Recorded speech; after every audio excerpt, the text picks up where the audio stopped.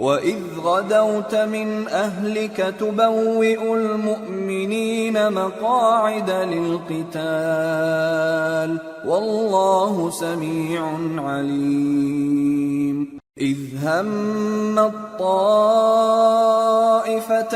مِنْكُمْ أَنْ تَفْشَلَا وَاللَّهُ وَلِيُّهُمَا وَعَلَى اللَّهِ فَلْيَتَوَكَّلِ الْمُؤْمِنُونَ وَلَقَدْ نَصَرَكُمُ اللَّهُ بِبَدْرٍ وَأَنْتُمْ أَذِلَّةٌ فَاتَّقُوا اللَّهَ لَعَلَّكُمْ تَشْكُرُونَ۔ اور اس وقت کو یاد کرو جب تم صبح کو اپنے گھر سے روانہ ہو کر ایمان والوں کو لڑائی کے لیے مورچوں پر موقع بموقع متعین کرنے لگے، اور اللہ سب کچھ سنتا ہے، جانتا ہے۔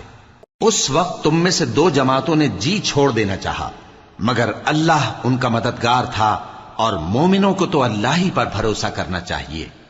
اور اللہ نے جنگ بدر میں بھی تمہاری مدد کی تھی، جبکہ اس وقت بھی تم بے سر و سامان تھے۔